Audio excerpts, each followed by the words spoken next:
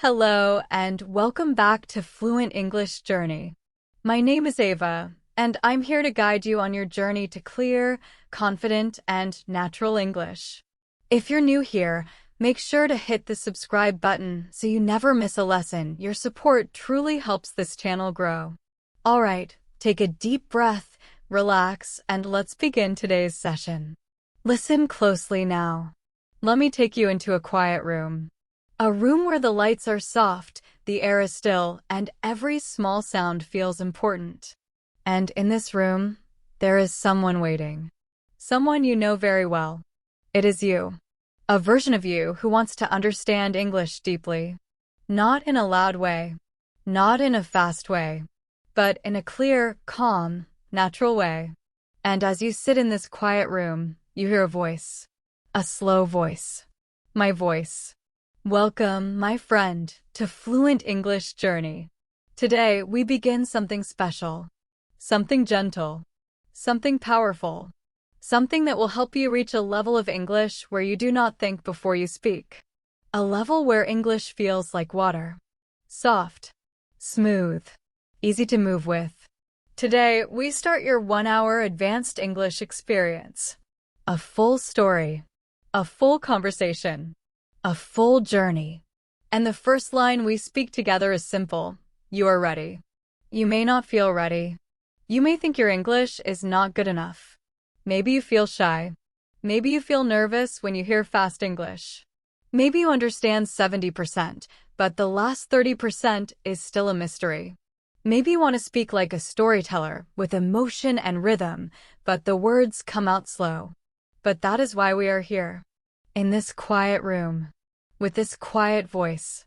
Because advanced English does not live in big words or complicated grammar. It lives in flow, in emotion, in connection, and in stories.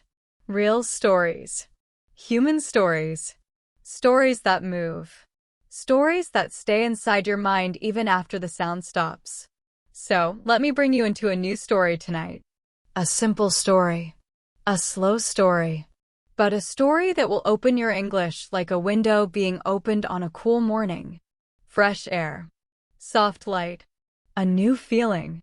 I want you to imagine this moment with me. Picture a small train station. Not a big busy one. A quiet one. Somewhere far from the city. Early morning. Very early. When the world is still half asleep. The sky is a soft gray. The air is cool. And you are standing there alone with a small bag in your hand. You are about to take a train. A long train. A train that will take you to a place you have not visited before. You do not know the people there. You do not know the streets. You do not know what will happen when you arrive. But you know one thing. This trip will change something inside you. As you stand on the platform, you hear the soft sound of the train approaching. A low hum, like a slow heartbeat. The wheels touching the rails. The morning wind brushing past your ears. And as you wait, you hear your own thoughts speaking to you in English. They come quietly, softly.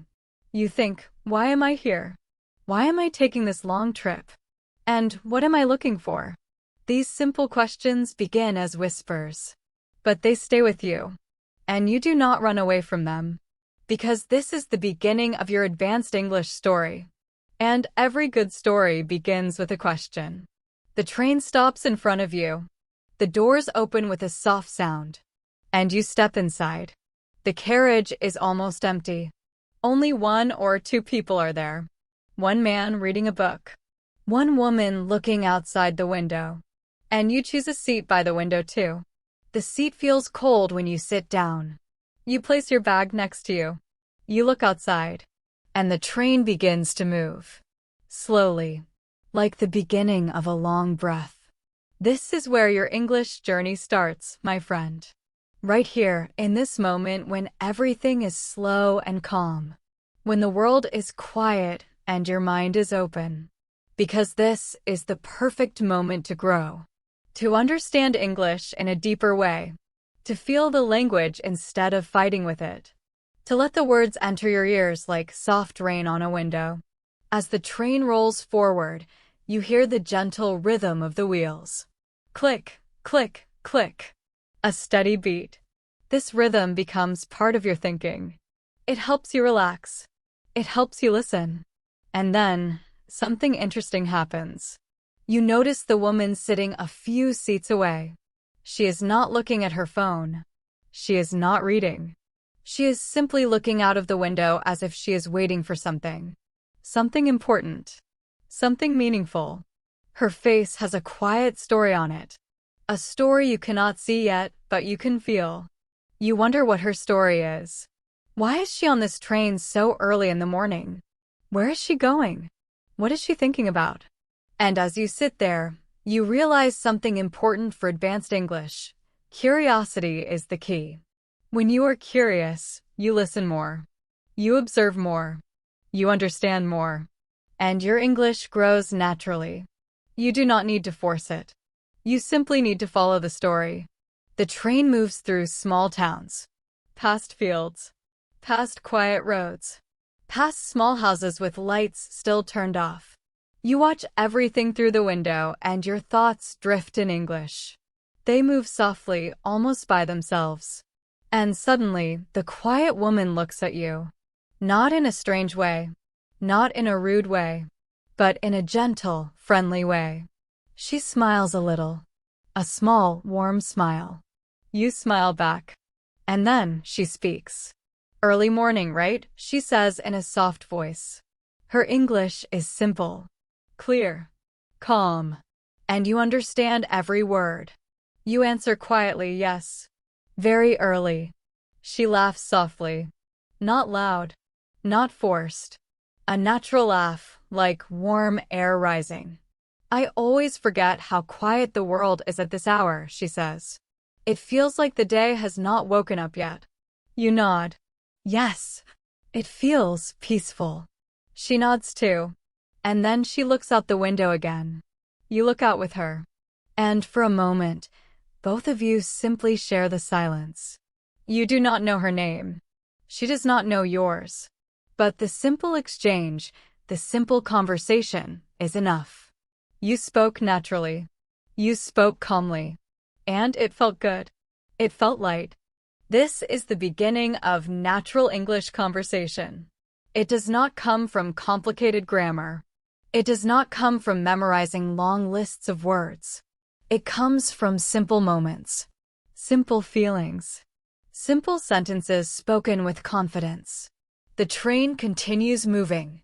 The early light changes slowly. The sky becomes a little brighter. The world begins to wake up. And your mind begins to relax even more. You start thinking about why you took this train journey, what you were looking for. And in this soft thinking, a memory appears. A small one, but powerful. You remember a conversation from a few weeks ago. A moment when someone said to you, "Your English is good, but your flow is not natural yet." Those words stayed with you. They held onto you. They made you uncomfortable, but in a useful way. You thought, I want to sound natural. I want to understand fast English. I want to speak with emotion and confidence. I want to enjoy English, not fight with it. And that desire is the reason you are on this train now. You decided to take a trip. A long trip. Not just to a new place, but into yourself. Into your language. Into your stories. You came here to listen. To reflect. To grow. To open a door inside your mind that has been waiting for you. The train slows down again. The woman looks up. First stop, she says softly. Not mine. You shake your head gently. Not mine either. The train stops, doors open, no one gets off, and then it moves again. And you feel something shift inside you. Something small. Something quiet. But something real. You feel ready for the next part of this story. Because this train ride is not just a train ride. It is your entry into advanced English. It is your practice room. Your listening room. Your thinking room. And every sound, every word, every breath is part of your learning now. You close your eyes for a moment. You breathe in slowly. And you hear the voice inside you again. A quiet voice. Keep going. You're doing well. Just listen. Just feel. Let the story carry you. The wheels continue their soft rhythm. The morning light grows warmer. The woman looks peaceful. The world moves quietly outside. And you sit there with a small smile, knowing something important. You have already begun. The train keeps moving through the soft morning light, and you feel a gentle calm inside your chest. The world outside the window is still quiet, still waking up, still stretching its arms slowly toward the sun. And inside this train car, you also feel something waking up. Something emotional. Something linguistic. Something personal. It is not loud. It is not dramatic. It is simply the slow opening of a door inside your mind, a door that leads to deeper English, richer stories, and a more natural way of speaking. You feel it as the rhythm of the wheels continues beneath you. A simple sound. A steady sound. A sound that becomes part of your thinking. The woman a few seats away is still looking out the window, but you notice something different now. Her shoulders are a little softer. Her breathing is slower. She looks peaceful, but there is also a small tension inside her expression, as if she is waiting for something she is not sure about. And suddenly, she turns her head toward you again. Not quickly. Not suddenly. Softly, like she has been thinking for a long moment before speaking. It's nice, right? She says in her gentle morning voice. This quiet. You smile. Yes. It feels like time is slower. She nods. Exactly. Like the world gives you space to breathe. Her words are simple, but the way she says them makes them feel deeper. Important. And you feel a connection forming, a quiet one, but a real one. A connection built not on big vocabulary, but on simple thoughts. And that is the magic of natural English conversation. It begins with small sentences, small feelings, and it slowly grows into something warm. She continues, as if the silence between sentences is also part of the conversation. I take this train a lot, she says. But today feels different. You tilt your head a little, curious. Different how? She shrugs gently. I don't know. Maybe it's the morning. Maybe it's the weather. Or maybe because I woke up today feeling like something in my life is about to change. You breathe in a little. You understand that feeling. You know it well. You say softly, I understand. I feel that way too. She looks at you with surprise, but also with recognition, like she wasn't expecting someone to understand so easily. Really? She asks. You nod. Yes. I'm taking this trip because I want something to change. I want to grow, I think. And I want to understand English more naturally. Not with fear. Not with stress. Just naturally. She smiles slowly. That's a good reason. A very good reason. There is a gentle pause. Not an uncomfortable one. A pause that feels like the story is taking a small breath.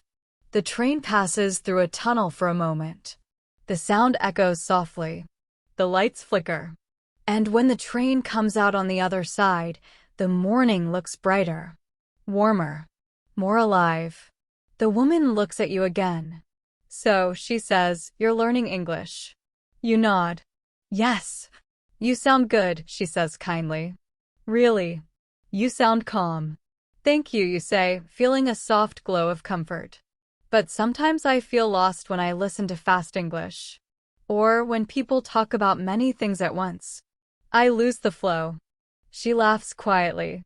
Oh, I lose the flow in my own language sometimes, she says. It's normal. But you know something interesting? You lean forward a little. What? She looks outside again, watching a field pass by slowly. Sometimes, she says, the problem is not the language. Sometimes the problem is the speed inside our own mind. You let her words settle. Speed inside the mind, you repeat softly. She nods. Yes. When your mind is too fast, everything feels difficult. When your mind is too slow, Everything feels confusing. But when your mind is calm, the language fits inside it more easily. Like water filling a glass. Her metaphor feels warm, natural, beautiful.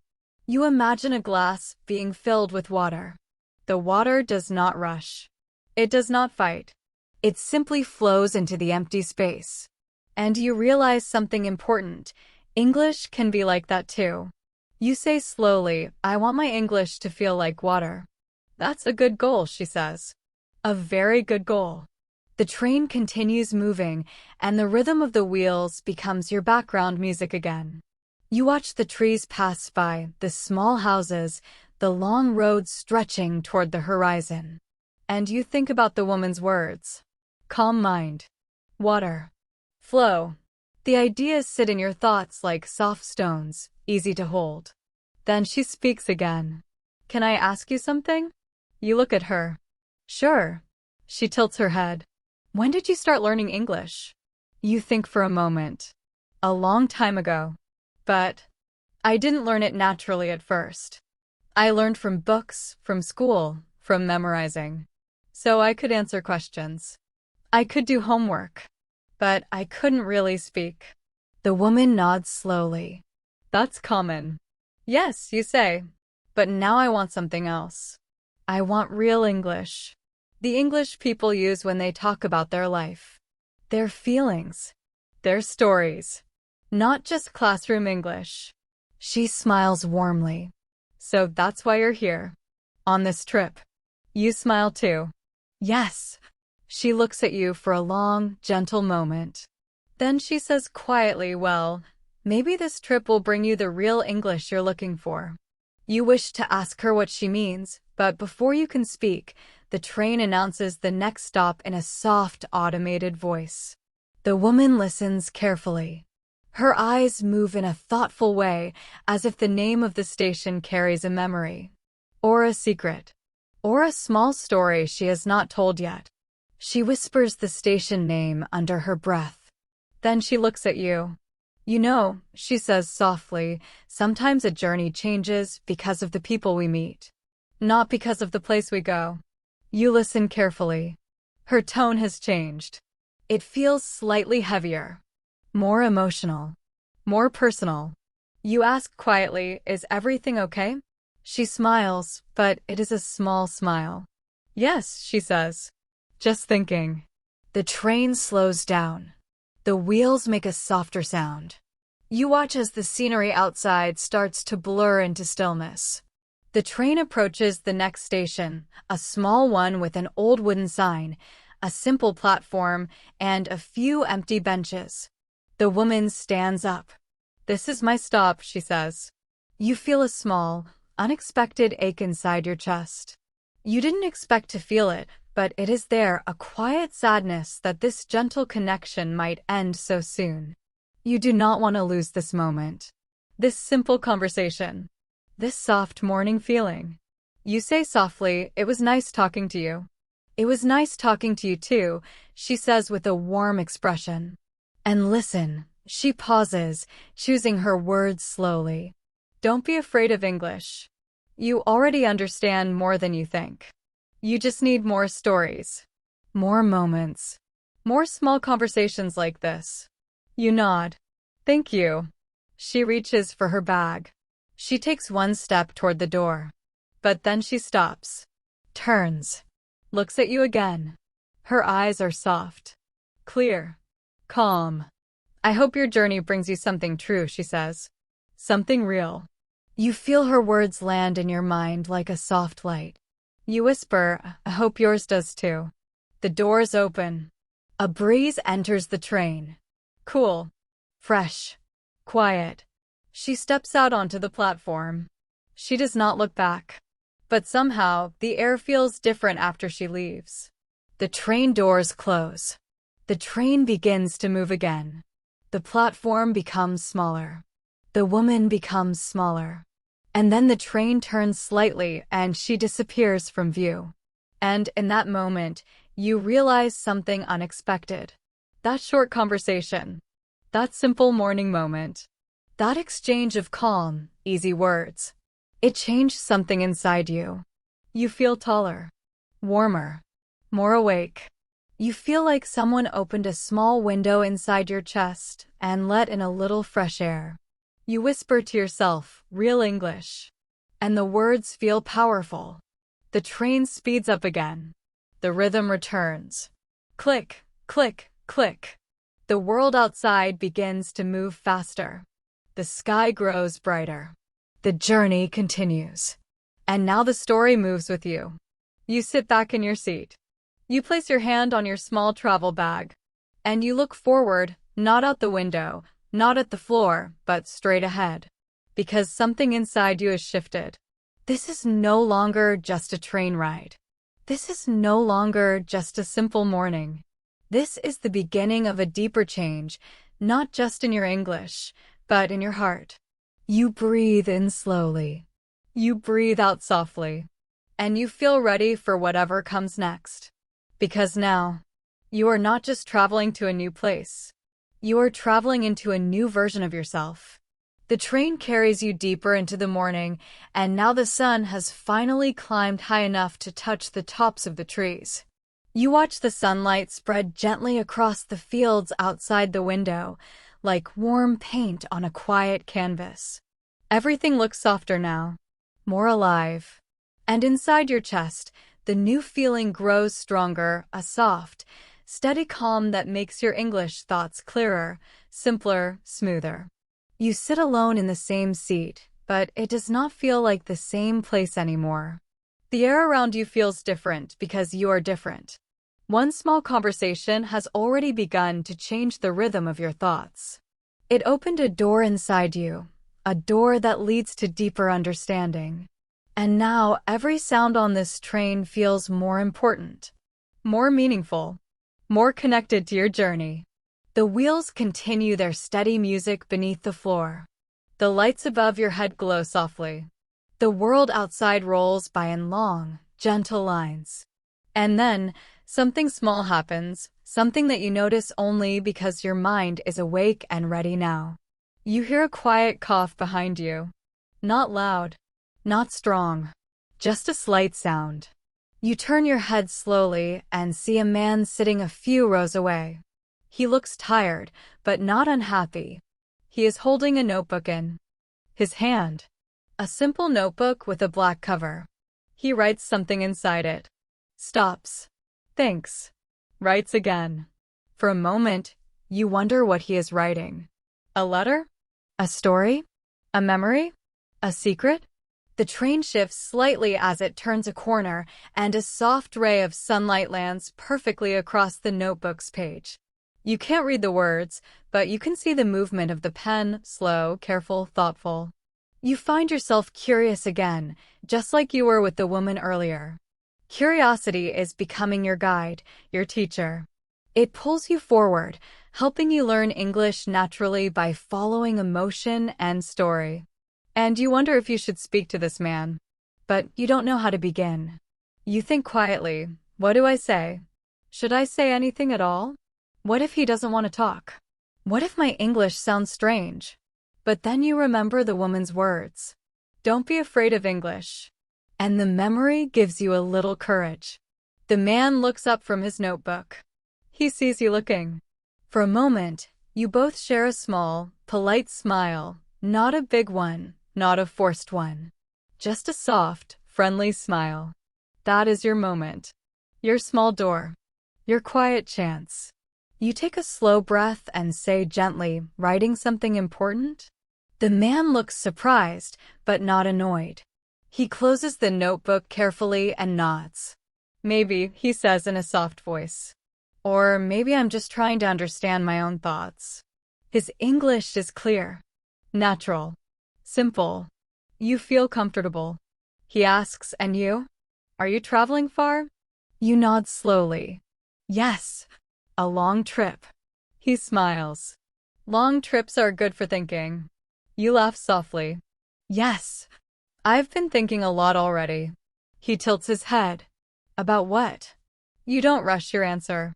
You speak slowly, in the gentle morning voice that the train seems to teach you. About English. About understanding people, about finding flow. The man's eyes brighten. Flow, he repeats. I like that word. You smile. Me too. He leans back in his seat. So you're learning English? You nod. Yes. I want to speak more naturally. To understand deeper. To feel more confident. The man taps his notebook lightly with his finger. Then you're on the right train. You laugh again. Really? He opens the notebook just a little, like he wants you to see, but also wants to keep a part of it private. Inside, you see lines of simple handwriting. Clear. Slow. Thoughtful. He explains, I write stories. Small ones. Short moments from life. And I believe stories help people understand each other. Even across languages. Your eyes widen a little. Stories. Yes, he says. Stories make language human. They connect us. They help us feel what another person feels. And when you feel something, the language becomes easier. You listen carefully. You breathe softly. His words make you feel warm. He continues, English is not just grammar. Not just vocabulary. It is rhythm. Emotion. Sound. When you follow the story, the words follow you. You repeat quietly, follow the story. The man nods. Exactly. He returns the notebook to his lap and looks at you with kind, open eyes. Tell me, he says gently, what kind of English do you want to speak? You think. Not quickly. Not nervously. Slowly, like you are choosing the words with care. I want to speak in a way that feels real. I want to express my ideas clearly. I want to understand fast English without fear. I want English to feel natural, like breathing. The man smiles, a wide, warm smile that reaches his eyes. That is a beautiful goal. You ask, and you? Why are you writing stories? He looks out the window for a moment, thinking deeply. The train passes a small lake. The sunlight dances on the water. The man's reflection appears in the glass, soft, thoughtful, a little sad. Finally, he says, because sometimes stories help me feel less alone. You stay quiet. You do not rush your answer. You want to listen. Really listen. He explains softly, life is full of moments we don't understand right away. Moments that confuse us. Moments that hurt us. Moments that make us change. And when I write them down, they make sense. They become part of something bigger. Something that connects me to other people. You feel his words deeply. You nod slowly. I think I understand. He nods too. I think you do. The train enters a darker area of the track, a long tunnel. The inside of the train becomes a little darker, a little quieter, a little more private. The sound changes too. Softer, more echoing. Like the train is moving through a long, quiet breath. In that soft darkness, the man says something that stays with you. You know, he begins slowly. Many people think advanced English means many big words. But real advanced English is something else. You lean forward just a little. What is it? He answers gently, advanced English is when you can use simple words to say something true. You feel your heart warm. You repeat the words quietly, simple words, something true. The man nods. The train moves deeper into the tunnel. For a moment, the only sound is the echo of the wheels. Your breath feels soft. The air feels still. And the man's words stay in your mind like warm light in a quiet room. When the train finally comes out of the tunnel, the world looks new again. The sunlight feels brighter. The colors outside are clearer. The sky is a soft, clean blue. And the man closes his notebook gently. He says, "Can I give you a small exercise?" You nod quickly. "Yes, please." He smiles. Good. Listen carefully. This is a simple exercise, but very powerful. You sit up straight, ready? He says softly, for the next 5 minutes, describe everything you see, but with calm English. Slow English. Simple English. Not detailed. Not complicated. Just what you see and what you feel. You look confused. Describe to myself? He shakes his head. No. Describe it to me. Your eyes widen. Out loud. He nods gently.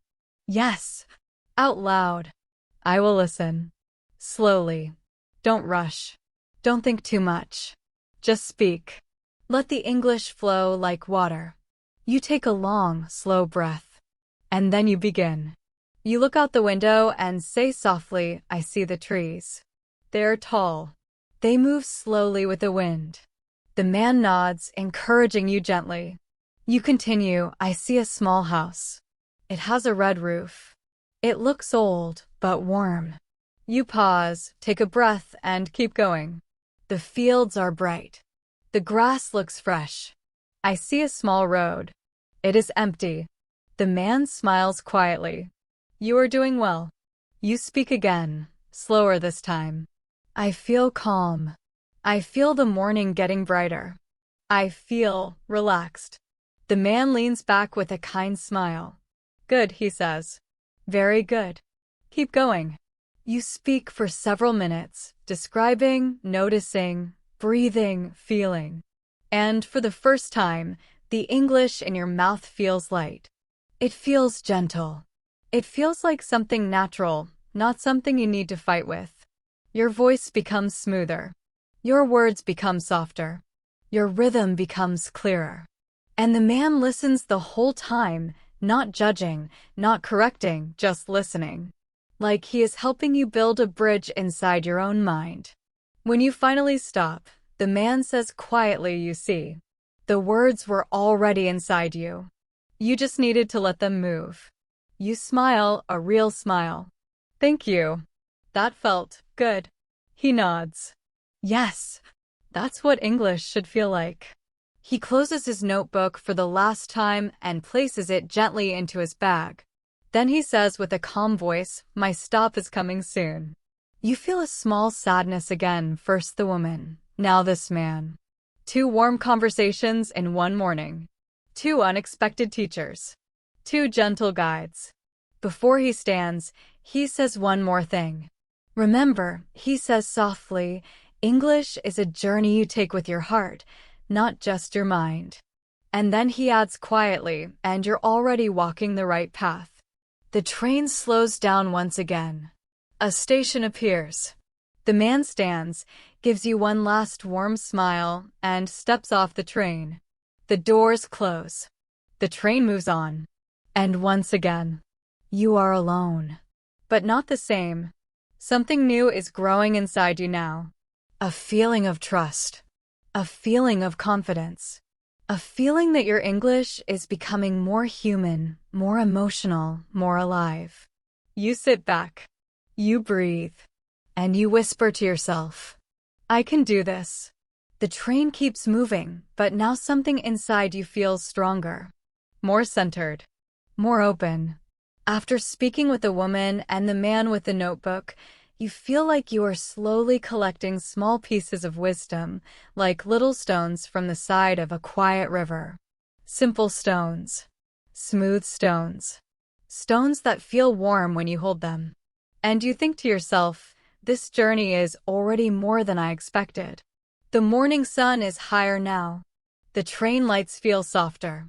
The world outside has changed again. The fields are greener, the houses are fewer, and the trees grow taller and closer together, like you are entering a quiet forest. You lean your head slightly against the window and feel the soft vibration of the train through the glass. It feels like a gentle heartbeat, a rhythm that keeps you grounded. You look around the train car. Empty now. Completely empty. Not a single passenger. Only you. Only the sound of the wheels. Only the long stretch of sunlight warming the seats. The emptiness does not feel lonely. It feels peaceful, like the world is giving you time to think. You close your eyes for a moment. And in that moment, you hear something, not a voice. Not the sound of the train. Not the wind outside. But something inside you. A soft, gentle thought. What am I really looking for on this trip? The question feels important. Heavy. Deep. You let it sit inside your mind like a quiet guest. You don't rush. You don't try to answer it right away. You just breathe. And then the train begins to slow down. The change is small at first. The wheels whisper instead of sing. The air grows still. The quiet deepens. You open your eyes slowly. Outside the window, you see a small wooden sign approaching. The letters are old, faded, but still readable. The name of the next town appears. A name you do not know. A name that feels gentle, almost sleepy. A name that feels like a place people go not to find something new, but to remember something old. The train comes to a stop. The doors open with a soft sigh. You step out onto the platform. The air feels different immediately. Cooler. Cleaner. Quieter. The sky above the small town is wide and open, with a soft light that feels like a welcome. You look around slowly. The platform is small. The station building is old, with wooden beams and windows that look like they have seen many mornings. A small cat walks across the bench, stretching its legs lazily. You take a few steps forward, breathing in the fresh air. You whisper to yourself, this place feels calm. You do not know why, but your heart feels lighter here.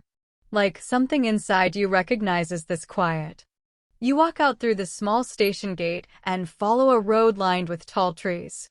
Their leaves whisper softly with the wind. The sound feels like a friendly voice guiding you forward. The road curves gently, leading you into the heart of the town. And then, you see it. A small cafe on the corner of the street. Soft yellow lights inside.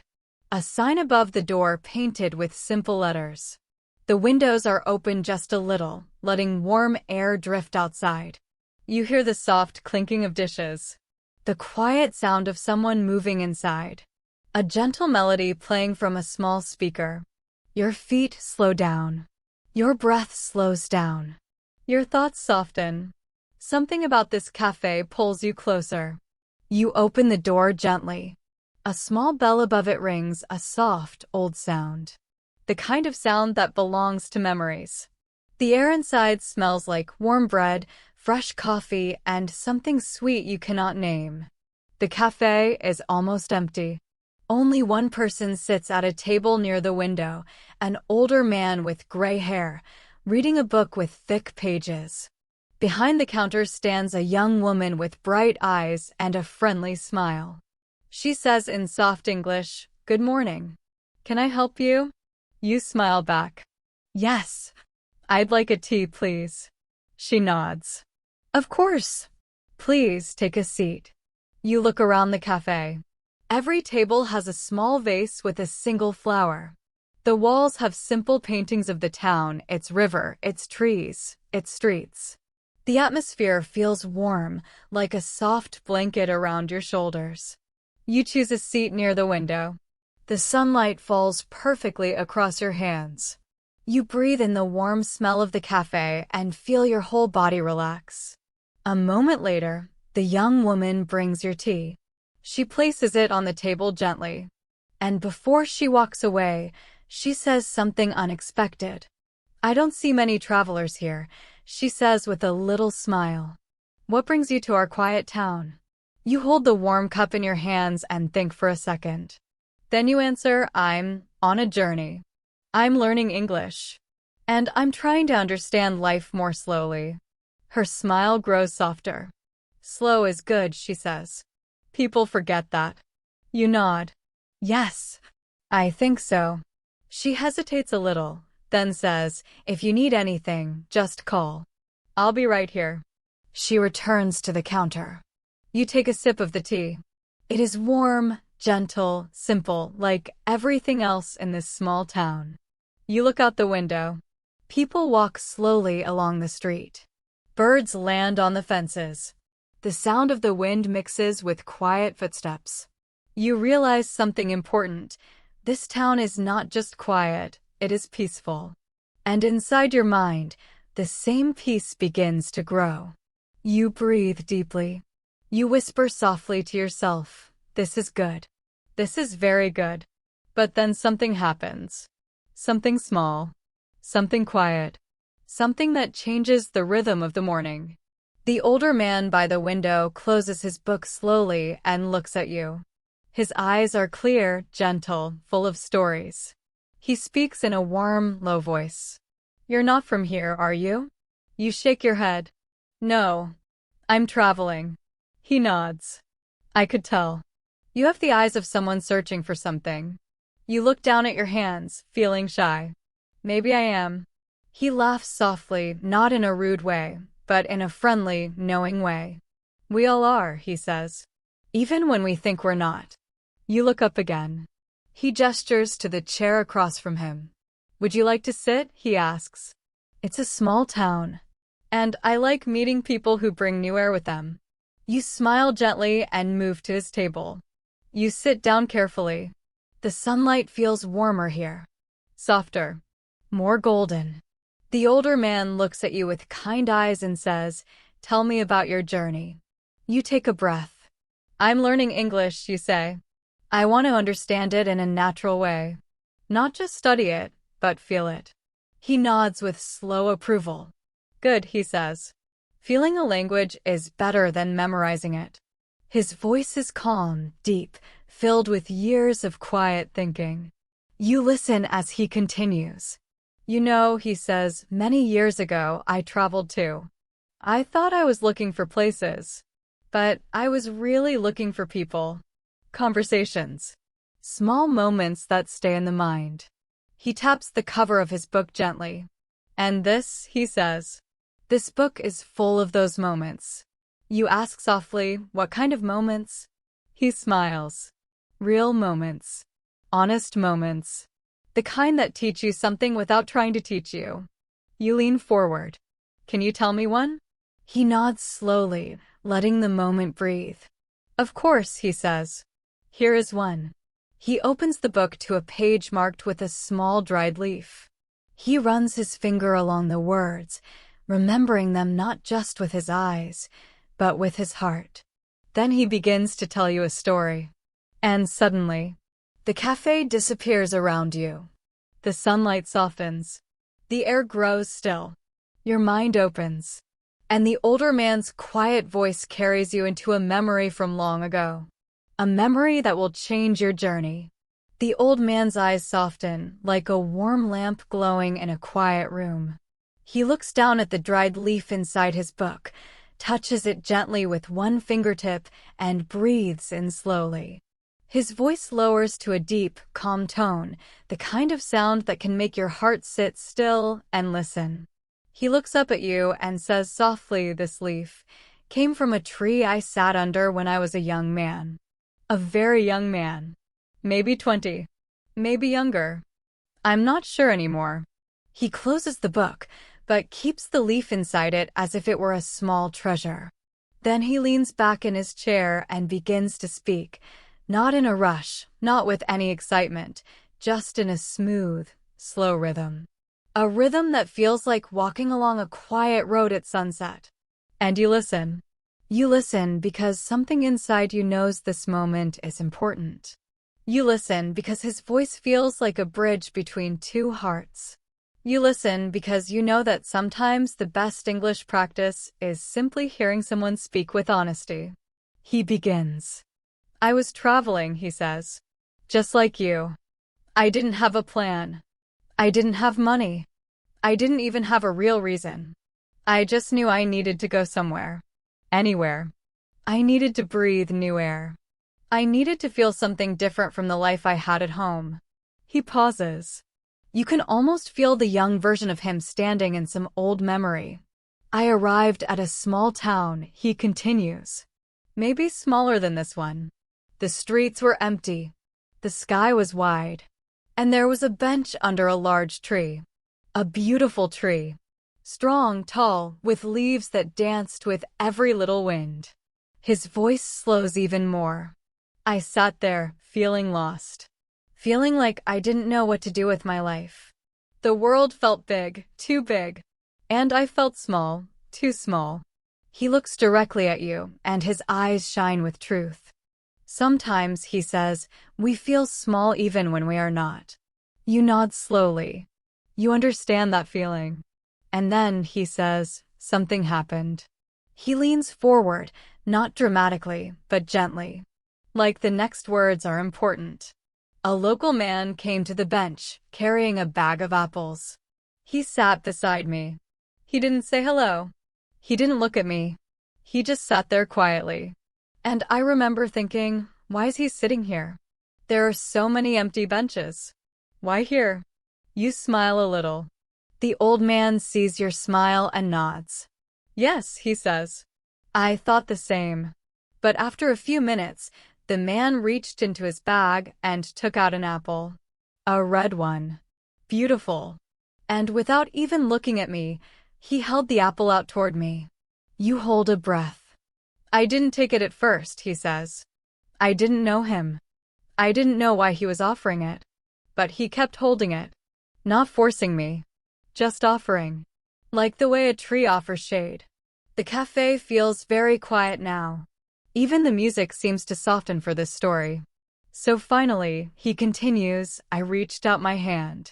I took the apple. And I said one small word. Just one. I said, thank you. His voice warms slightly, like sunlight. And then, he says, the man finally looked at me. Only then. With eyes that were calm, deep, kind. And he said something I will never forget. The old man smiles softly, and his voice becomes gentle, almost like a whisper. He said, fruit is sweeter when shared. You feel a small breath escape your lips. A simple sentence. A simple truth. The old man nods slowly, as if repeating the moment in his mind. And then he stood up, he says. He walked away. And that was it. No long conversation. No big lesson. No story. Just a shared apple and one sentence. His voice grows softer. But that moment changed me. You look at him with quiet curiosity. Why? You ask gently. He smiles at your question, because he has been waiting to explain. Because, he says, I realized something. Something important. Something simple. Something that took me many years to understand. He taps the cover of his book lightly. He says, life becomes easier when we share small things. He looks at you carefully, with eyes filled with wisdom collected over many decades. Not big things, he says. Big things are rare. Big things are complicated. But small things, he touches his teacup. Small things are everywhere. He continues, a shared apple. A shared seat. A shared smile. A shared moment. A shared thought. A shared breath. These are the things that make us feel human. These are the things that keep us moving. He pauses to sip his coffee. The cafe light shines on the side of his face, giving him a warm glow. And so, he says, I kept traveling after that. But wherever I went, I tried to share something. Something small. A cup of tea. A map. A piece of bread. A story. Even silence. You listen deeply. Every word feels clear. Soft. Easy to understand. Easy to feel. And, do you know what happened? He asks. You shake your head gently. He smiles, as if the answer is very simple. People shared things with me too. His voice becomes peaceful. And slowly, the world didn't feel so big anymore. And I didn't feel so small. You feel warmth spreading in your chest. His words feel like a soft blanket. You take a moment before speaking. Then you ask, what does the leaf mean to you? He lifts the book again and opens it to the page with the dried leaf. This, he says, is from the tree above the bench where the man gave me the apple. I kept the leaf because it reminded me of that moment. Because it reminded me that kindness doesn't need to be loud, or perfect, or planned. He closes the book again. Kindness just needs to be shared. You breathe in slowly. The cafe feels full of story, full of memory, full of meaning. You say softly, Thank you for telling me this. The old man smiles, and his eyes shine like gentle morning light. Thank you for listening, he replies. Listening is also a kind of sharing. You feel something shift inside you. Something small but real. Like a door opening in your heart. Like a new idea taking shape. You look down at your hands. They feel warm. Calm. The old man stands up slowly, sliding the chair back. His movements are gentle, as if he is part of the quiet air. I should go, he says. I have things to do today. Even old men have busy days sometimes. You laugh softly. He laughs too. Before he leaves, he places his book on the table for a moment and looks into your eyes. Remember this, he says. When you travel, or when you learn a language, or when you live your life, don't try to control everything. Just share small things. And let small things come to you. He takes his book, holding it to his chest. And your journey, he says softly, will be lighter. He walks toward the door. The cafe bell rings gently as he leaves. The sound hangs in the air for a long moment. Then he disappears into the sunlight. And you sit there in the warm quiet, holding his words inside you like a small treasure. A treasure made of simple English, simple truth, and simple kindness. You whisper to yourself. Fruit is sweeter when shared. The words feel right. They feel like something you want to remember for the rest of your journey. You finish your tea slowly, feeling a new calmness, a new understanding, a new connection to the world. And you know something important. This moment, this conversation, this shared story has changed you. You breathe in deeply. You look out the window, and you feel ready to take your next step. Your journey continues. You step out of the cafe with a soft breath, letting the warm air of the small town touch your face. The sunlight feels gentle, almost kind, as if it knows you are carrying something new inside your heart. The conversation with the old man still lingers in your mind like the soft smell of tea that stays on your hands long after you put the cup down. The street outside is calm. Not empty, just calm.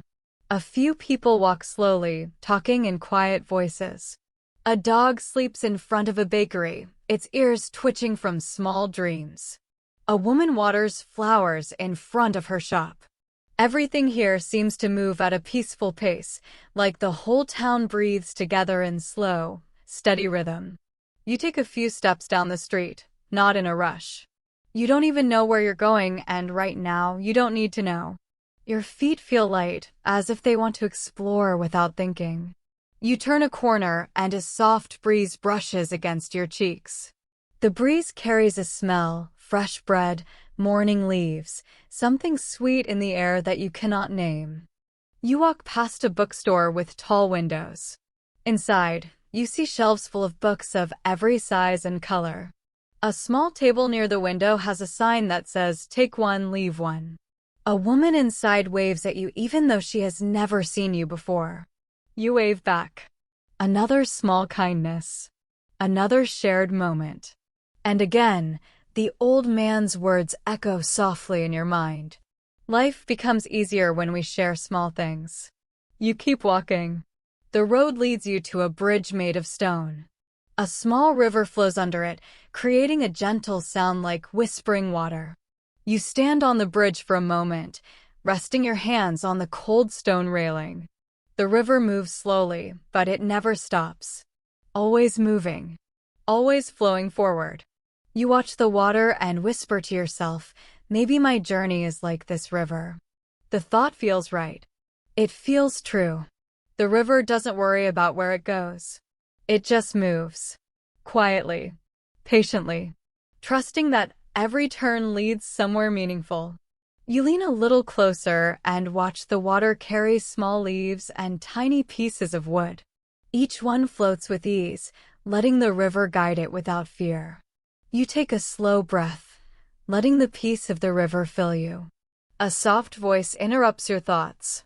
Beautiful, isn't it? You turn and see a young boy standing beside you. Maybe 10 years old. Big eyes. A simple smile. He looks at the river like it is his friend. You smile back. Yes, you say. Very beautiful. The boy nods. I come here every morning before school, he says proudly. The river tells stories. You raise your eyebrows with curiosity. Stories. He nods again, more confidently this time. Yes. When the water is fast, it tells happy stories. When it is slow, it tells sleepy stories. And when it is very quiet, it tells secret stories. His imagination warms your heart. You ask softly, playing along, and today? What story is it telling? The boy looks down at the water for a moment. He listens like the river is whispering only to him. Then he turns to you and says, Today it is telling a story about someone traveling. You blink. About someone traveling? He nods. Someone who is trying to find something. Something small. Your heart freezes for a second. The boy doesn't know you. Yet his words feel like the river is speaking through him. You crouch slightly so you can look into his eyes. And does this person find it? You ask. The boy thinks for a moment. Maybe not yet, he says. But the river never stops telling stories. So maybe the person will find it on the next page. You smile softly, touched by his simple wisdom. Thank you, you say. The boy grins and says, I have to go now. School starts soon. He waves and runs across the bridge, his small feet making soft tapping sounds on the stone. You watch him disappear down the road. His energy stays in the air, light and hopeful. You turn back to the river and whisper, Maybe I am on the next page. You continue walking through the town, feeling your steps grow softer, more connected to the ground. You pass a tiny fruit stand where an old woman sits behind baskets of apples, oranges, and bright yellow lemons. She looks up at you with a friendly smile. Traveling, she asks in simple English. You nod. Yes. She picks up an apple. A red one. Beautiful. She holds it out to you with the same gentle gesture the old man described in his story. Suddenly, everything connects, his memory, the apple, the idea of sharing small things. You accept the apple with 2 hands. Thank you, you say. She nods. Eat it on your walk. Good for the heart. You smile warmly. Thank you very much. You walk away slowly, holding the apple. It feels like the universe is speaking a quiet language of kindness today. A language you are learning with every step. As you continue down the street, you bite into the apple. The taste is sweet. Very sweet. Sweeter than you expected. You think of the old man's words. Fruit is sweeter when shared. You laugh softly to yourself. Maybe the universe is sharing something with you today. Maybe the sweetness is not only from the apple, but from the moment itself. You reach a small park with wooden benches and tall trees. You sit on a bench under the shade. Children play in the distance. Birds sing softly. The world feels simple here. Safe. Gentle. You take another bite of the apple and then close your eyes. You breathe in deeply, slowly, fully. The air fills your lungs like warm, calm water. Your mind relaxes. Your heart opens. When you open your eyes again, you see a small notebook in your bag. You forgot it was there. You take it out and flip through the empty pages. You hold a pen in your hand and think, maybe I should write something. You write slowly, carefully, like the words are small seeds you are planting. I am learning to slow down. I am learning to listen. I am learning to share small things. I am learning to let life come to me. The words look simple on the page, but they feel strong in your heart. You turn to another page and write. The world is not as big as I thought. And I am not as small as I feared. You close the notebook gently and place it back in your bag. You sit on the bench for a few more minutes, letting the warm quiet settle around you. Then you stand up. Something inside you feels ready. You don't know for what, but ready. You walk toward the far end of the park where a small sign points to a lake. The letters are painted by hand, a little uneven but full of charm. You follow the narrow path lined with grass and small white flowers. Each step feels like a soft beginning. The path opens up to a clear, bright lake surrounded by tall trees. The water is so still it looks like glass. You step closer and see a reflection, soft, calm, peaceful. You whisper to your reflection, almost like talking to a friend. "You're doing okay." The words feel warm and gentle. You sit on the grass beside the lake, watching the small ripples on the surface. A duck swims by slowly, as if enjoying the morning as much as you. You rest your hands on the ground behind you and lean back slightly. The sky above is a soft blue, with thin clouds moving like slow dancers. Everything feels right. Everything feels connected. For a moment, you think of your life back home.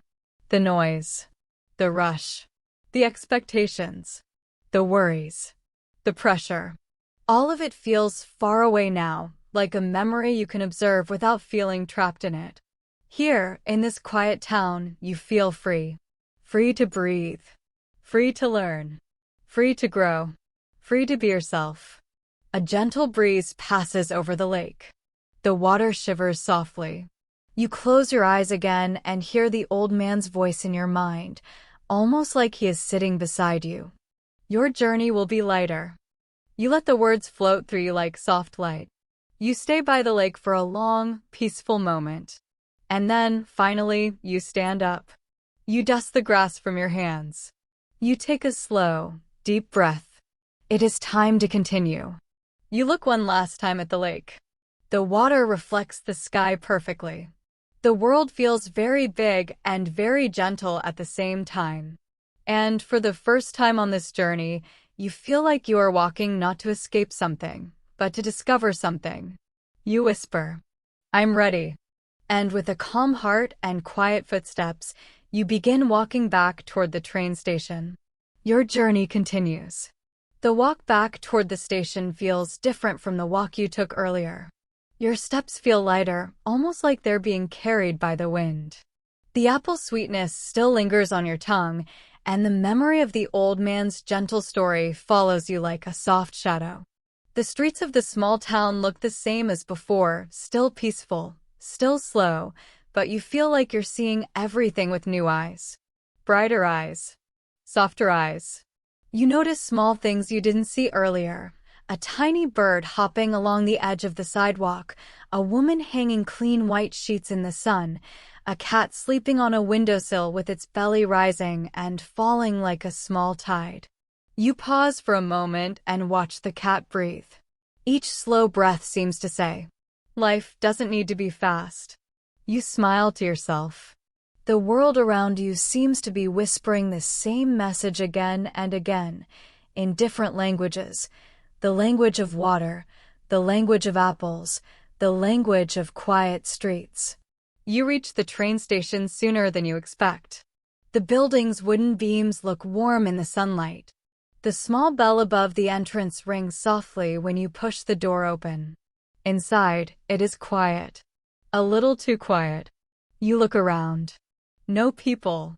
No sound. Only stillness. You walk to the ticket counter, even though there is no one behind the glass window. A small sign reads, "Next train, arriving soon." But there is no time written. No minutes. No schedule. Just the words "arriving soon." You look out the window toward the tracks. The platform is empty. A leaf floats gently across the ground. The air is calm. The sky is soft and blue. But you feel something, a quiet expectation. A feeling like the world is holding its breath. You step outside onto the platform. The wooden boards creak under your shoes, making tiny sounds that echo more than you expect. You sit on a bench and rest your bag beside you. The sun warms your face. You close your eyes for a moment. But then, you hear something. At first, you think it's the wind, but no. The sound is too smooth, too rhythmic, too steady. It is the sound of a train approaching.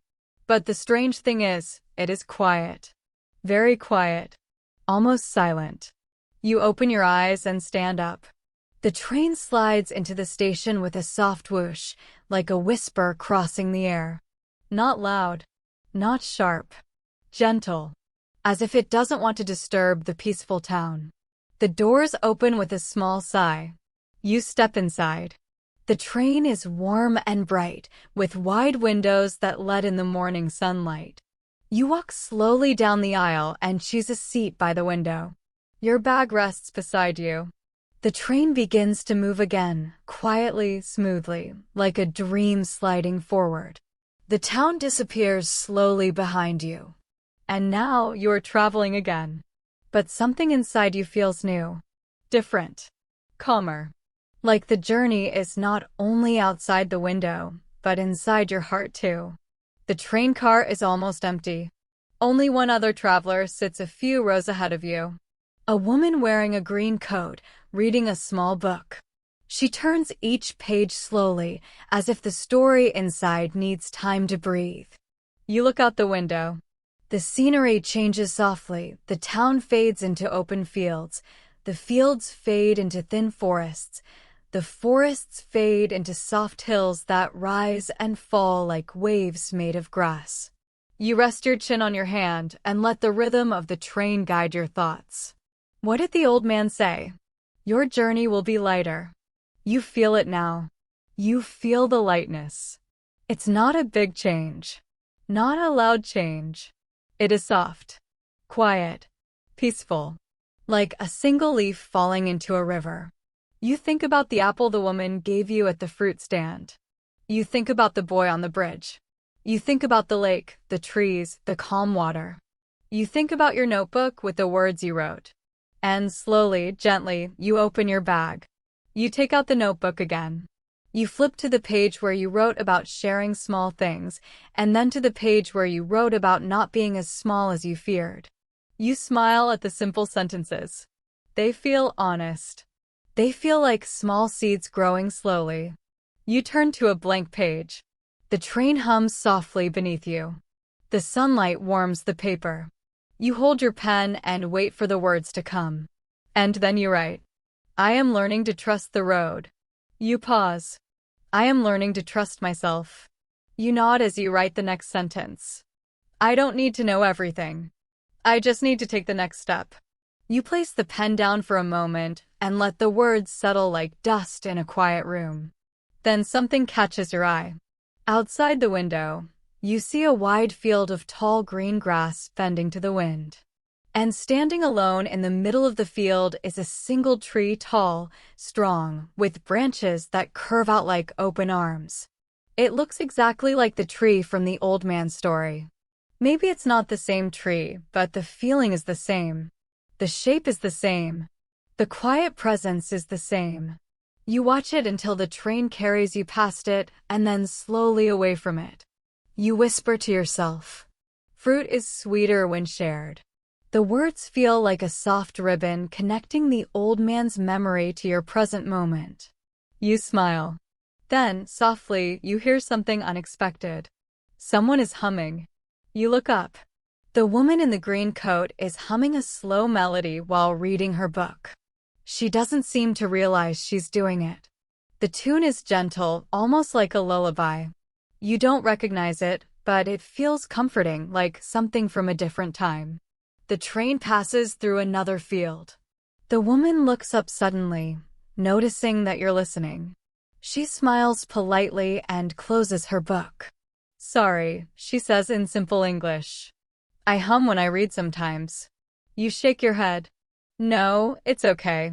It was nice. She tilts her head slightly. Are you traveling far? You nod. Yes. I'm learning English. I'm learning life, I guess. You laugh a small laugh at your own words. She smiles warmly. Learning life, she says. That is a good journey. You feel your shoulders relax. There is no pressure here. No need to impress. No need to be perfect. The conversation feels natural, quiet, honest. She says, when I was younger, I traveled too. I wanted to see everything. Every city. Every mountain. Every ocean. I wanted to see the whole world. You listen carefully. But then, she continues, I learned something. You lean slightly forward. She says, the world is big, but the small things stay longer. You feel your heart soften again. You ask gently, what kind of small things? She smiles and looks out the window. Things like someone sharing a meal with you, she says. Or someone helping you find your way. Or someone saying your name kindly. Or someone listening when you are quiet. She taps the cover of her book softly. Small things stay, she repeats. Big things fade. You nod slowly, absorbing her words like warm sunlight. The train moves through another stretch of tall trees. The shadows flicker across your face like soft waves of light. You feel your breathing slow, your mind calm, your thoughts clear. The woman returns to her book, but leaves you with a final gentle sentence. Take the small moments with you. They're the real souvenirs. You look down at your notebook again. You turn to a new page. You write, small moments stay. Then, I will collect small moments.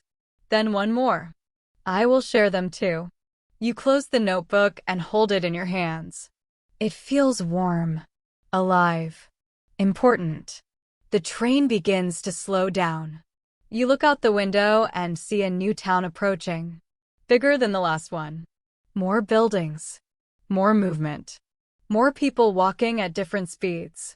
This station feels different, livelier, more open, more full of possibility. The train stops. The doors open. You stand up slowly. Your heart feels steady, calm, ready. You step out onto the platform, carrying your bag and your notebook filled with new thoughts. And as you take your first step onto the ground, you whisper to yourself, this is the next page. Your journey continues. When the next morning comes, the world feels slow, almost like it is waking up with me. I open my eyes, and for a moment, I don't even know where I am. Then I remember the small house, the quiet lake outside, the old man with the warm eyes, the strange feeling inside me, as if something is moving, something is changing. I sit up and look around the room. The light is soft, almost shy. Dust floats in the air like tiny stars. I can hear birds outside. I can hear water touching the shore, slow and gentle. And I sit there, breathing for a long time. Because today feels different. Today feels important. I cannot explain why. I just feel it. I stand up and walk outside. The air is cool. The lake is calm. And the old man is already there, sitting on a small wooden chair, like a quiet guardian of the morning. He looks at me and smiles. Not a big smile. Just a small one. Soft. Honest. The kind of smile that says, I'm glad you're here. And I feel something warm in my chest. I walk over and sit next to him. He asks me if I slept well. I tell him yes. But I know the truth. I slept and I didn't sleep at the same time. My mind was full. Full of questions. Full of thoughts I never had before. Full of moments I did not understand yet. Maybe I was fighting something inside me. Or maybe something inside me was fighting to come out. I don't know. I only know that I woke up different. And he sees it in my eyes immediately. The old man doesn't talk for a while. He looks at the lake. Then he looks at the sky.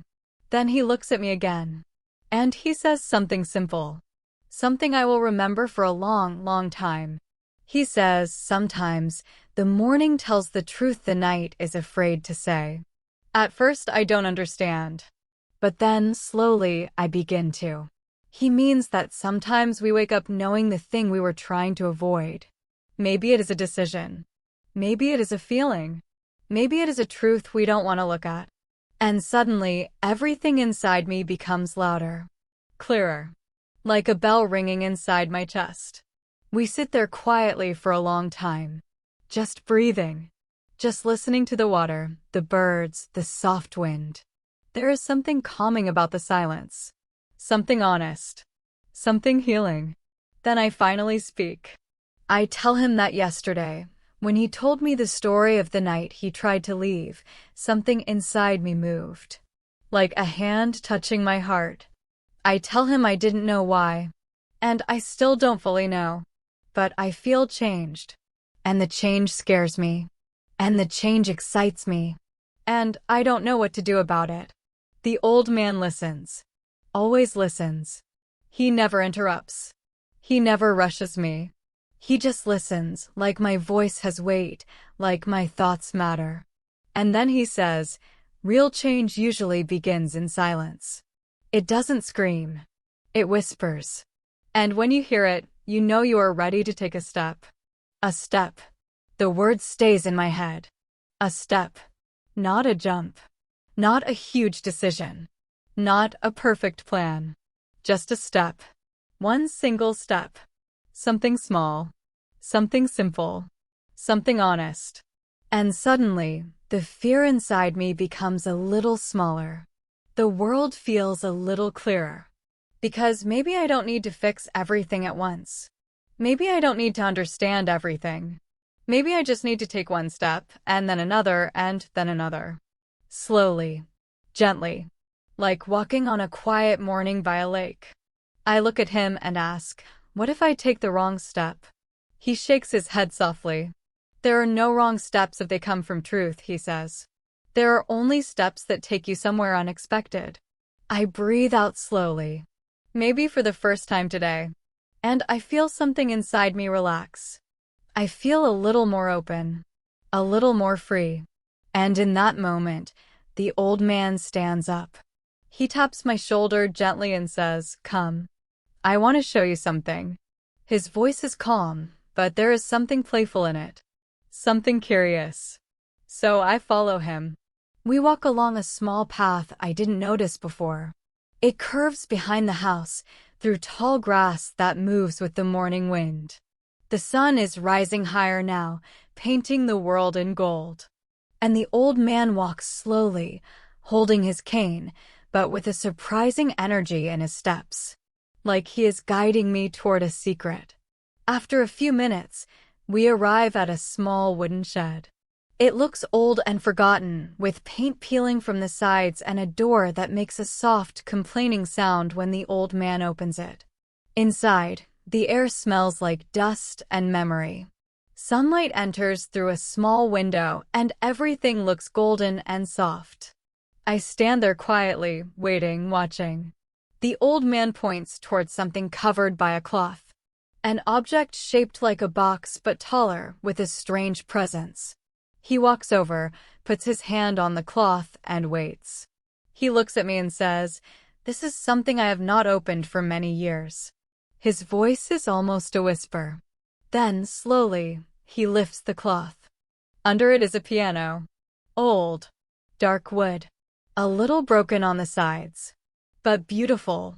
Beautiful in a way that only things touched by time can be. My breath catches for a moment. I don't know why, but something inside me feels this moment. Very deeply. The old man sits in front of the piano. He touches the keys gently with his fingertips, like he is greeting an old friend. He does not play yet. He just sits there, breathing. And then he says, I used to play when I was young. Before life became too loud. He takes a long pause. Then one day I stopped. And I never started again. I can hear something heavy in his voice. Something he has carried for many years. Then, very slowly, he presses one key. A single, soft note fills the shed. It vibrates through the air. Through the dust. Through me. He presses another key. Then another. The sounds are not perfect. Some keys are a little out of tune. Some are tired. But the music they make is gentle. Honest. Real. Like a story. And then something happens that I do not expect at all. He looks at me and says, play. I freeze. I tell him I don't know how. I tell him I am not musical. I tell him I don't want to break anything. He smiles and shakes his head. It doesn't matter, he says. Just play one note. One simple note. Let the sound be yours. I hesitate. My hand is shaking a little as I lift it. The piano looks old and delicate, but also strong, like it has survived many storms. And maybe I am learning that I have survived many storms too. I touch one key. Just one. A soft note rises from the piano, quiet and imperfect. But as soon as I hear it, something inside me opens. Something soft. Something warm. The old man nods. See? You didn't break it, he says with a small smile. I laugh a little. A quiet laugh. The first real laugh I've had in a long time. And then he says, sometimes, the first note is the hardest. But after it, the next one comes easier. And he is right. I press another key. And another. Just simple sounds. No melody. No music. Just sounds. But somehow, they feel like steps. Small steps. Honest steps. My hands begin to relax. My breathing slows. My heart feels less heavy. The old man watches me, his face soft, full of something gentle. And when I stop, he says, this is what change feels like. Not loud. Not perfect. Just a beginning. We leave the shed, and the sunlight feels brighter now. The air feels lighter. And I realize something important. Something simple but powerful. The old man didn't teach me how to play the piano. He taught me how to begin. And as we walk back toward the house, the morning around us seems to whisper the same thing, over and over again. Begin. Even if you are scared. Even if you are unsure. Even if you don't know what will happen next. Begin. Because maybe a whole new life can start with one quiet choice.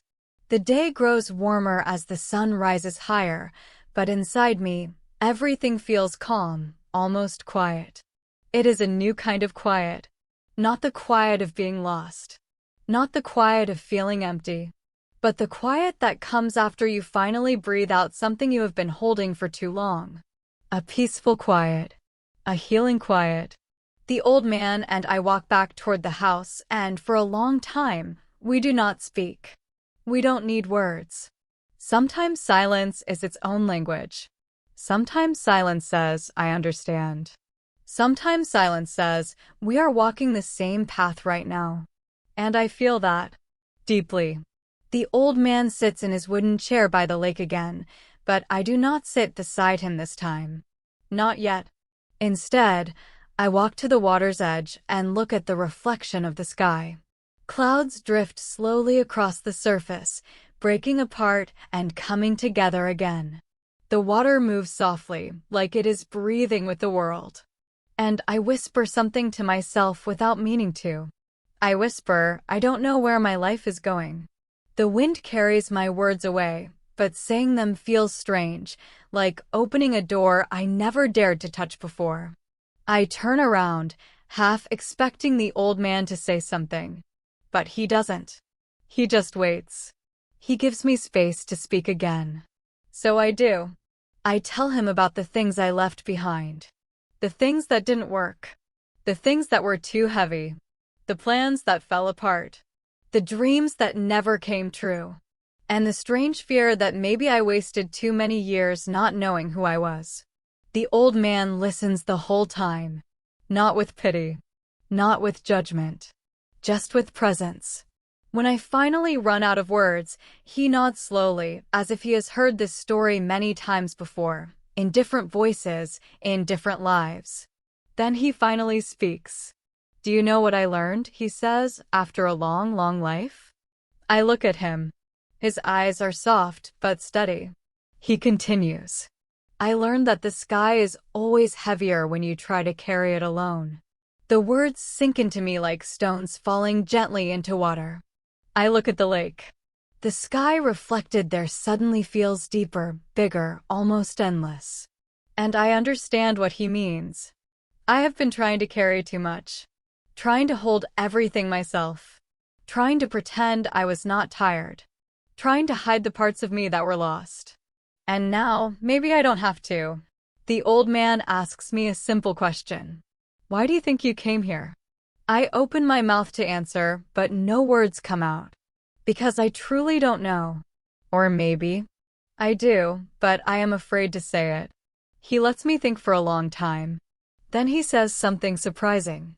Sometimes the road brings you where you need to be, before you understand why. A soft breeze moves across the lake. The light shifts. The world feels slow again. And I feel that something inside me is opening, the same way the piano opened something earlier. A small door. A quiet door. But a door that leads somewhere. We walk together again, this time along the edge of the lake. The grass touches our legs gently as we move. The old man walks slowly, but his steps are steady. Mine are unsure, but they are steps. Real steps. After a while he asks, "What do you want?" Such a simple question. But it feels huge. Too huge. I struggle to answer. Not because I don't want to, but because I'm afraid the answer might sound too small, or too foolish, or too unclear. But he waits. So I try. I tell him I want clarity. I tell him I want peace. I tell him I want to stop feeling lost. I tell him I want to feel alive again. And as I speak, my voice shakes a little. Because these are things I never said out loud. Not even to myself. The old man nods. "Good," he says softly. "Naming your desires is the first step to meeting them."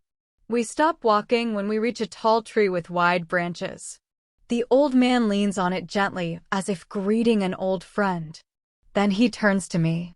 "You want clarity?" he says. "Then stop running from confusion. You want peace? Then allow your heart to be loud sometimes. You want to stop feeling lost? Then stop pretending you know everything. You want to feel alive again? Then stop waiting for life to come find you." His voice is calm, but each sentence feels like a small light turning on inside me. "There is nothing wrong with not knowing," he says. "There is nothing wrong with beginning again. There is nothing wrong with changing your direction, even after many years. There is nothing wrong with wanting more than the life you had." His words feel like warm rain falling on dry ground. For the first time in a long time, I feel seen. We sit under the tree for a while. The shade is cool. The wind is soft. I can hear the lake moving gently behind us. And I think about his words again and again. Maybe I am not lost. Maybe I am beginning. Maybe I am not late. Maybe I am right on time. Maybe the heaviness I have been carrying is not a failure. Maybe it is a sign that something new is trying to grow. The old man looks at me and says, "You are changing." I can see it. And change always feels confusing at first. Then he does something I never expect. He stands up, looks at the lake, and asks, "Do you want to see something else?" There is a small spark in his voice. A playful spark. A spark that says, "This moment matters." I nod. Of course I do. He begins walking along a narrow path that curves around the edge of the water. I follow him, feeling the soft earth under my feet. The lake beside us shines like glass. The sky above us looks wide and open. And as we walk, I begin to understand something important. This place, this lake, this old man. They are not answers. They are invitations. Invitations to breathe. Invitations to feel.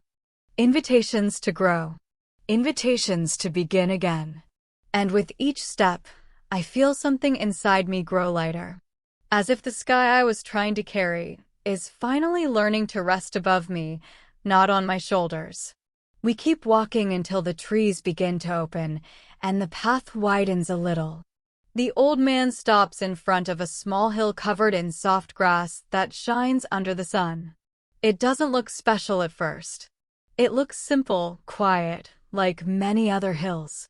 But the old man looks at it with a kind of gentle pride, as if it holds a secret he has waited years to share.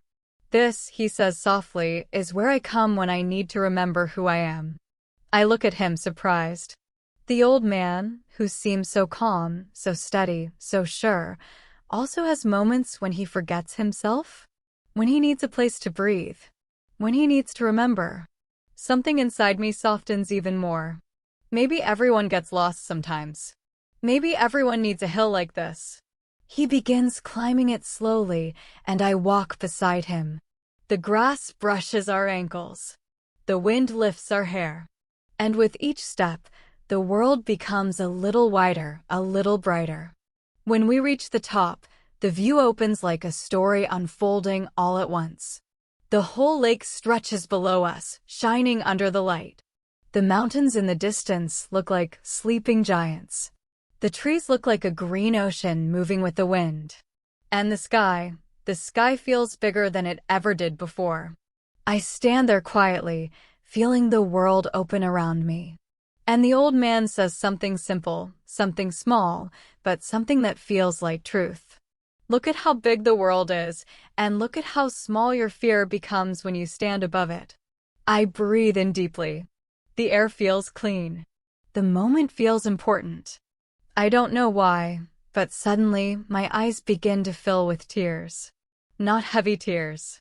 Not painful tears. Gentle ones. Soft ones. As if something inside me is finally letting go. As if a long, invisible weight is slowly lifting off my shoulders.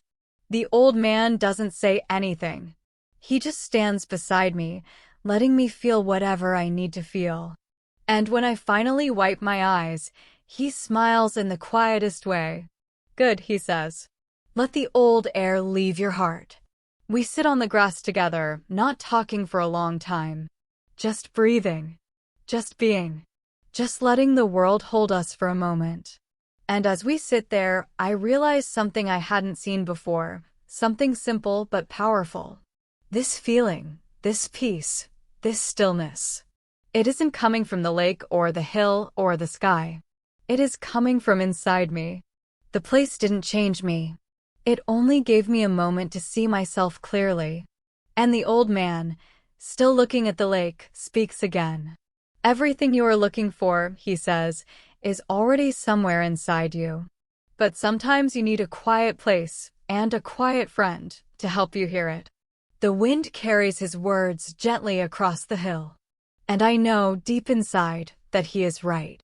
We stay there until the sun begins to move toward the west, coloring the lake with gold and soft orange. And when the shadows grow longer, the old man stands, leans on his cane, and looks at me with warm eyes.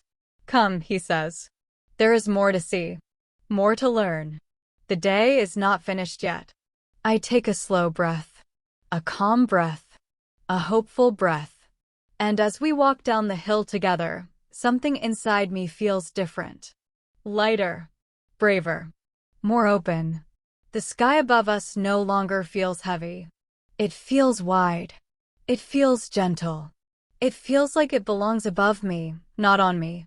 And for the first time in a very long time, I feel ready for whatever comes next. We walk down the hill slowly, the soft grass brushing our legs as we return to the narrow path that curves along the lake. The afternoon light has changed. It feels warmer now, deeper, like a soft blanket spread across the world. The lake shines with gold, and small ripples move across it like quiet thoughts, making their way to shore. I walk behind the old man, watching his steady steps, listening to the gentle tapping of his cane on the ground. Something in me feels different now. Something calm. Something steady. Something like a quiet promise inside my chest. I don't know what that promise is yet, but I can feel it. It sits just behind my heart, warm and patient. The old man leads me toward a part of the lake I haven't seen before. The trees here are taller, the shadows longer, and the air a little cooler. There is something peaceful about this place, something ancient. It feels like the world exhales here. As we walk, the old man speaks softly, almost as if talking to the wind. Many people look for answers, he says. But answers are shy. They only appear when you stop chasing them. I think about that. About how long I have been chasing answers. Trying to force clarity. Trying to force direction. Trying to force myself to know things I wasn't ready to understand. Maybe the answers were not hiding from me. Maybe I was chasing too loudly to hear their quiet footsteps. We reach a small wooden bench under a tall tree. The old man sits down slowly, carefully. He places his cane beside him and pats the bench gently. I sit next to him, feeling the rough wood under my hands. He looks at the water for a long time before speaking again. You know, he says, people forget that life is not a straight road. It bends. It breaks. It turns when you do not expect it. And that is not a mistake. That is how life teaches you to be soft. I ask him what he means by soft. He smiles gently. To be soft, he says, is not to be weak. It is to stay open, even when life becomes hard. It is to keep your heart warm, even when the world feels cold. It is to let things move through you without turning your heart to stone. His words feel like warm sunlight touching cold skin. Softness. Warmth. Openness. I want those things. I want to live like that. The old man leans back on the bench, closes his eyes, and breathes deeply. I do the same. For a moment, we are just two breathing bodies in a world that keeps moving quietly around us. And I feel something inside me begin to settle. After a while, he opens his eyes and turns to me. Tell me, he says, what is the question you are most afraid to ask yourself? His voice is gentle. Not pushing. Not demanding. Just inviting. I feel my throat tighten. Because I know the question immediately. I have carried it for years. I have hidden it from myself. I have been afraid of the truth inside it. But I speak anyway. Slowly. Softly. I whisper, what if I never become the person I hope to be? The words leave my mouth and hang in the air between us. They feel heavy, almost too heavy to carry. I expect the old man to respond quickly, to ease the weight, to tell me everything is okay. But he doesn't. He lets the silence hold the question for a moment. He lets me feel the honesty of it. Then he finally speaks. That is a powerful question, he says. But it is built on a mistake. I look at him confused. A mistake? He nods. You imagine there is only one version of your best self. Only one path. Only one result. Only one story you are allowed to live. And, because of that, you fear you may miss it. I sit very still. Because he is right. I have believed that for so long. He continues, his voice soft and warm. But life, he says, is not a single door. It is a hallway full of doors. Some you open. Some you don't. Some open by themselves when you least expect it. And every door leads somewhere you can become yourself. I breathe out slowly. The idea feels strange at first, then comforting, then freeing. He looks at the lake again and adds, you do not become yourself only once. You become yourself many times. Again and again. With each choice. With each mistake. With each beginning. His words settle inside me like seeds ready to grow. I look at the water, watching the small waves move toward the shore. Each wave looks the same, but each one is different. Each one brings something with it. Each one leaves something behind. Maybe I am like the waves. Maybe I am always moving toward the shore of who I am becoming. Maybe becoming is not a destination. Maybe it is a rhythm. The old man stands up slowly. Come, he says. I want to show you one last thing today. We walk deeper into the forest, where the light becomes softer, almost green. The air smells like earth and leaves. Birds sing somewhere high above us. The path here is narrow and covered with fallen leaves that crunch under our feet. After a few minutes, the trees open into a small clearing. And there, right in the middle, is a stone path. Not a long one. Just a few stones placed carefully in a line. The old man steps onto the first stone and turns to me. This path, he says gently, was not here when I was young. I built it slowly. One stone at a time. I placed one stone on the day I forgave myself for a mistake I carried too long. Another on the day I let go of something that was hurting me. Another when I learned to ask for help. Another when I allowed myself to feel joy again. He steps off the stones and stands beside me. Every stone, he says, is a moment when I chose to begin again. I look at the path carefully. It is simple, quiet, ordinary, but it feels powerful. It feels like a map of a man's heart. He places his hand gently on my shoulder. One day, he says, you will build a path like this too. Stone by stone. Not all at once. Not perfectly. But honestly. And when you look back at it, you will see that every step you took, even the confused ones, even the slow ones, even the painful ones, became part of your story. His voice becomes softer. And that story is yours to walk. No one else can walk it for you. I feel my chest grow warm. My eyes sting again. Not from sadness, but from a deep, deep truth finding its place inside me. We stand there for a while, looking at the stones. The quiet path, the quiet forest, the quiet moment that feels like a turning point. Then the old man picks up a small stone from the ground and places it gently in my hand. Here, he says. This is your first one. The stone is smooth, warm from the sun, small enough to hold, but heavy enough to feel real. And just like that, I know something has begun. The stone sits in my hand for a long moment. It is small, smooth, and warm, but it feels heavier than it looks, as if it carries meaning I don't fully understand yet. I close my fingers around it gently, and as I do, something inside me settles, quietly, like dust drifting slowly to the ground.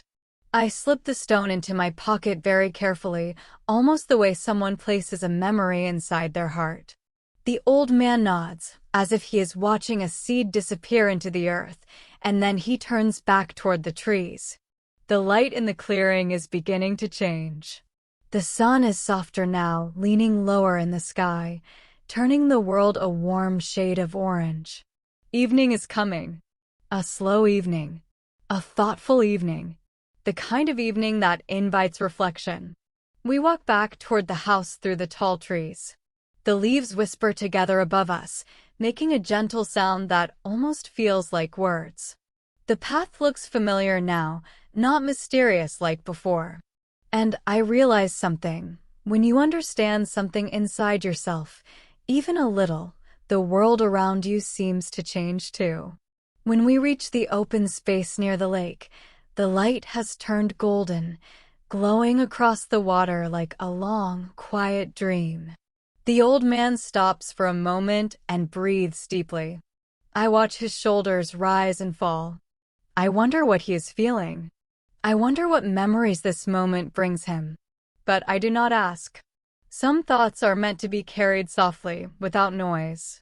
We sit in the wooden chairs by the lake again. The air is cooler now, the way it always becomes when the sun starts saying goodbye to the day. A few insects hum near the water. A bird calls out from far away.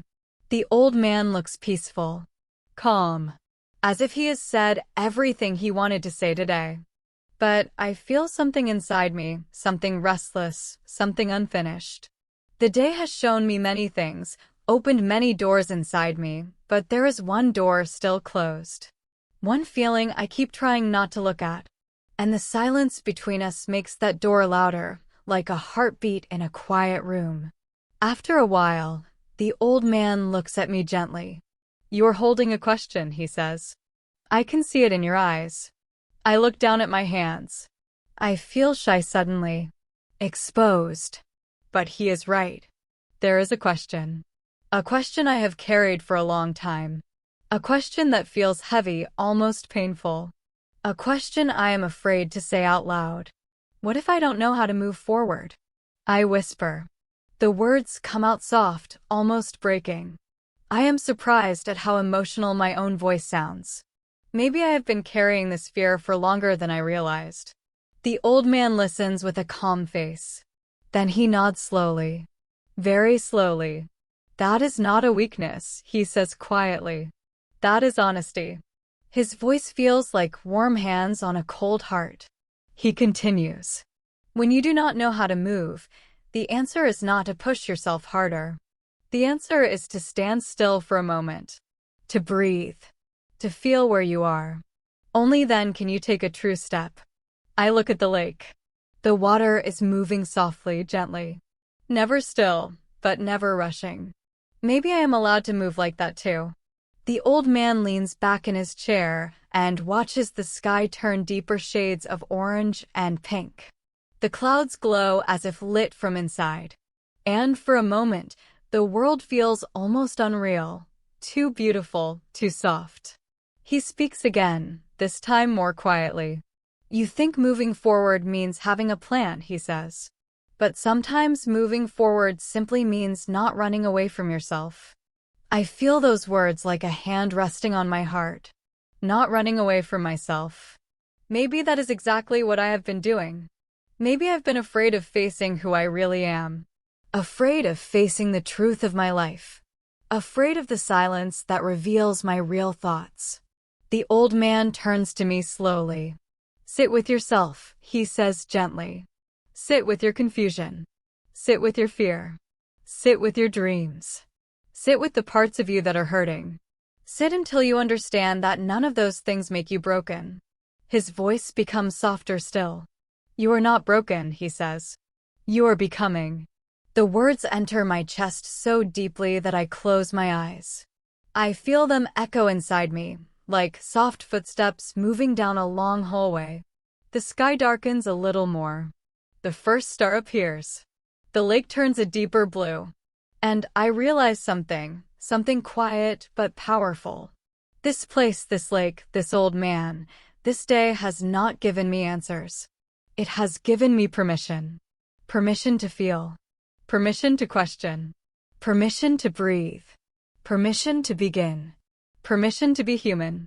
The old man stands up slowly, leaning on his cane.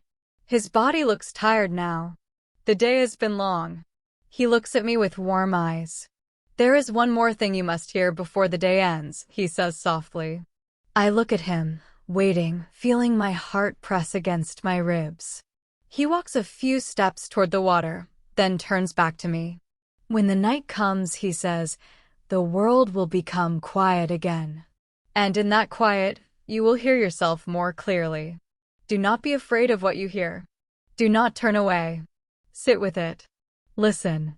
That is how truth arrives. The sky behind him glows with deep gold, fading slowly into blue. He stands there for a moment, a silhouette against the last light of the day. Then he adds, and tomorrow, we walk a little further. Something inside me opens. A door I didn't know is still locked. I nod. Slowly. Softly. Tomorrow. Another step. Another beginning. The old man smiles gently and walks back toward the house, moving slowly but steadily.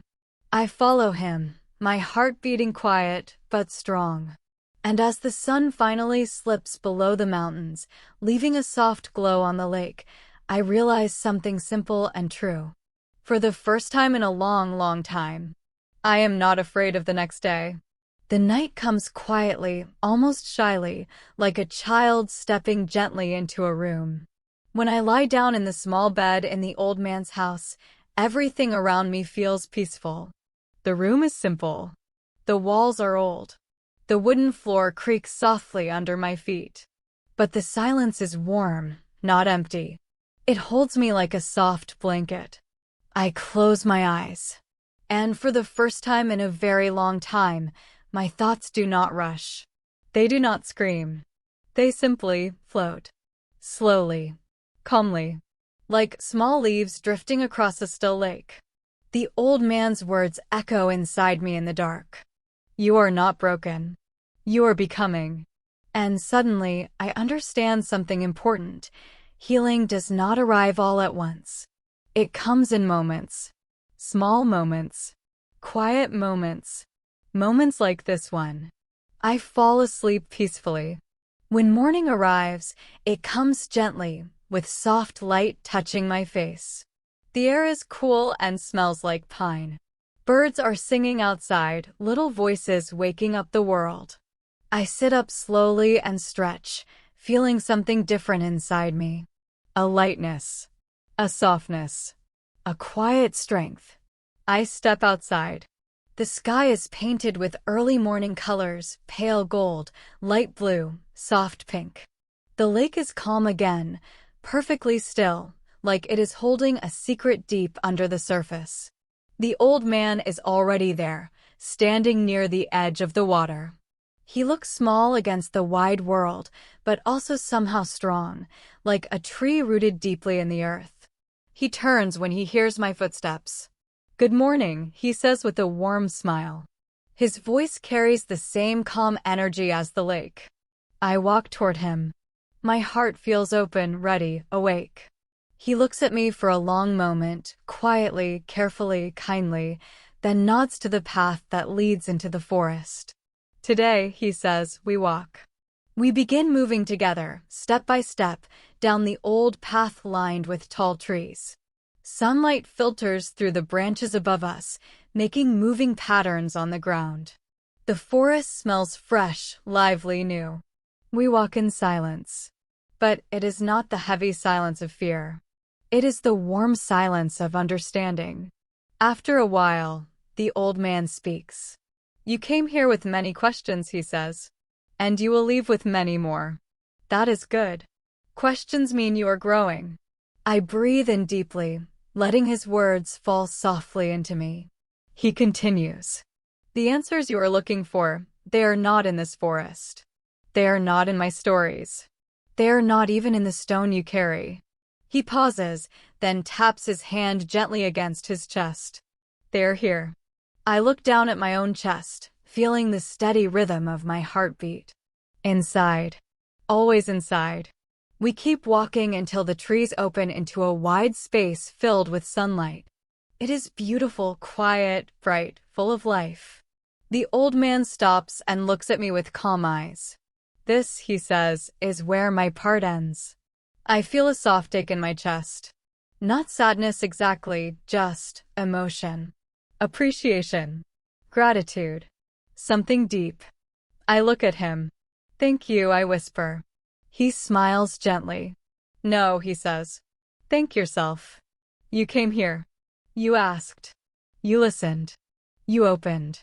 That was all you." A soft breeze moves through the clearing, brushing past us like a whispered blessing. He places his hand lightly on my shoulder. "Remember," he says, "your journey begins again every morning. And the next step is always waiting." His hand falls gently back to his side. He turns toward the house.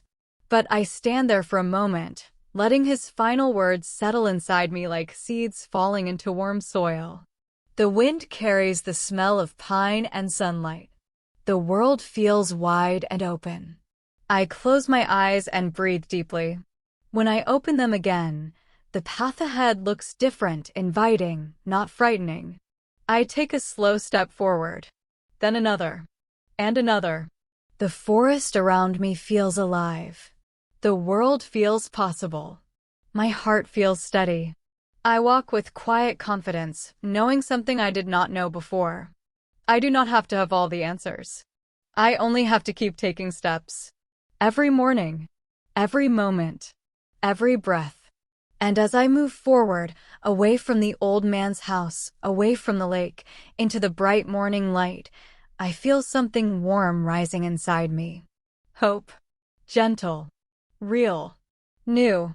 This is not the end of my story. This is the beginning. Thank you so much for joining today's lesson here at Fluent English Journey. If you found this video helpful, don't forget to like the video, subscribe to the channel, and leave a comment below telling me what you want to learn next. Your support helps the channel grow and helps me create more lessons for you. Take care, keep practicing, and I'll see you in the next class.